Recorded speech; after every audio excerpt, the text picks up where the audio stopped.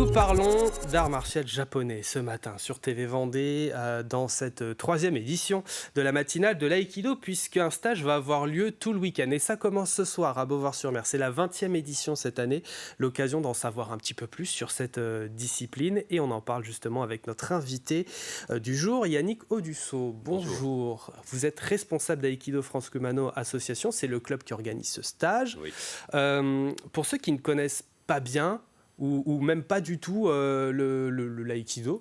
Est-ce que vous pouvez nous expliquer ce que c'est ? L'aïkido est un art japonais, comme tout le monde peut le savoir, basé surtout sur la défense. Et c'est un art qui est tiré des samouraïs, avec le sabre, le bâton, et qui a été enlevé de toute sa forme d'agressivité par le fondateur de l'aïkido, Marie Ueshiba. En 1940, il a créé cet art qui a été déclaré au Japon. D'ailleurs, un des seuls arts qui a été autorisé par les Américains pendant la Deuxième Guerre mondiale lors de l'occupation. Et parce qu'il était enlevé de toute son essence guerrière. Donc, petit à petit, Marie Ueshiba, au sensei, a développé un esprit, une harmonie, un esprit de paix, voilà, pour... Donc c'est avant tout une discipline de défense que d'attaque, c'est ça ? Oui, plutôt, oui. Oui. On pourrait confondre un peu l'attaque et l'anticipation. Quand un agresseur s'approche de vous, on pourrait anticiper plutôt l'attaque que attaquer le partenaire. Plutôt enlever l'agressivité, diriger l'attaque pour amoindrir l'attaque et puis être plus zen un peu dans la démarche, ne pas blesser l'adversaire, simplement le diriger. Oui, voilà. Donc ça peut être aussi efficace pour ce qui est du self-défense, par exemple. Complètement. J'ai vu des fois dans des émissions, le GIGN s'entraîne à beaucoup de techniques d'aïkido pour enlever les couteaux, pour les projections, des choses comme ça. Ça existe, oui. Est-ce que si je vous dis que l'aïkido, ce n'est pas qu'un art martial, c'est aussi un art de vivre, qu'est-ce que vous en pensez ? Je suis d'accord, c'est une philosophie aussi. Qui est aussi tiré du shintoïste. Il y a une partie religieuse au Japon sur l'aïkido. Bon, chaque club après développe sa philosophie en fonction de son entraîneur, de son sensei. Bon, tout le monde y trouve un peu son compte. C'est un art de vivre, c'est de la détente, c'est du respect, c'est tout ça en même temps, quoi. Et toutes ces valeurs-là rassemblées, on imagine qu'il y a beaucoup de bienfaits, aussi bien, donc vous l'avez dit, physiques que même, j'ai envie de dire, mental. Et quels sont ces bienfaits ? La détente, l'esprit, comment pourrais-je... Difficile à décrire l'aïkido en réalité. Est-ce qu'on peut y ressentir la décontraction, d'être dans la vie, appréhender les choses plus facilement, quoi, je dirais.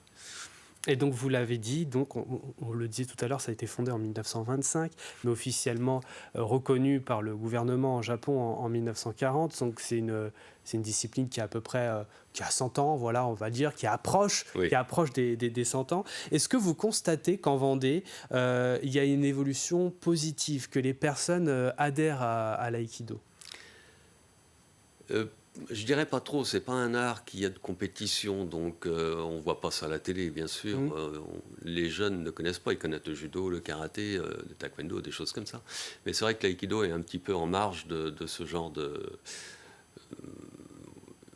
médias, quoi. Et donc c'est vraiment des personnes intéressées par la philosophie, souvent, qui viennent nous voir. Et puis l'effet Covid aussi nous a fait aussi pas mal de mal au niveau fréquentation.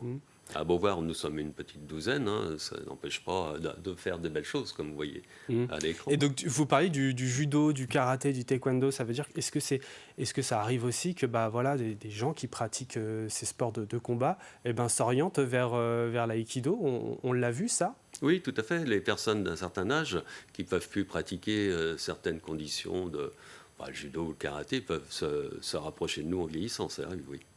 Et donc, afin de promouvoir aussi la pratique, il est organisé un stage tout au long du week-end. Est-ce qu'on peut en savoir plus ? Ah oui, tout à fait. Nous faisons venir Maître Tasaka Sensei. Il est à Shingun, au sud du Japon, en dessous Osaka.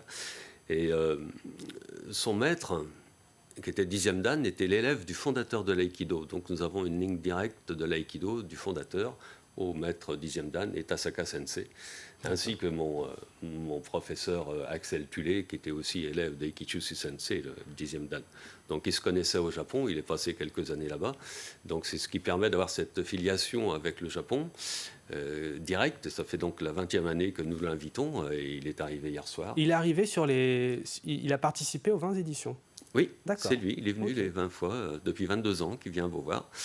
Et cette année, nous allons avec la municipalité, avec monsieur le maire Jean-Yves Billon, faire un petit vin d'honneur en son honneur. Et puis ça va faire une belle fête, quoi. Alors nous commençons ce soir à 19h30, le début du stage. Oui, c'est ce que j'avais noté. Oui, voilà, 21h. Et dans la salle de tennis à Beauvoir-sur-Mer, nous avons mis beaucoup de tatamis, 200 tatamis pour accueillir tout le monde. Pour accueillir tout le monde dans cette salle, là, vous voyez. Là, Ça fait du monde. C'était l'année dernière, oui.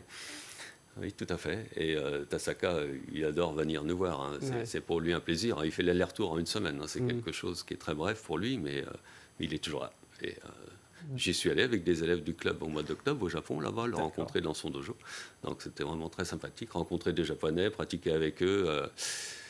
C'est toujours du bonheur, quoi. Oui, parce que ce sont aussi des rencontres, ces moments-là. Ah bah oui, c'est des moments de partage et découvrir la vie des Japonais. C'est ce qui motive justement les personnes à venir en 20 éditions. Oui, voilà, c'est la qualité de l'enseignement, parce que chaque club connaît les techniques. Nous pratiquons tous sur les techniques, on les connaît, mais lui, il nous apporte quelque chose de plus.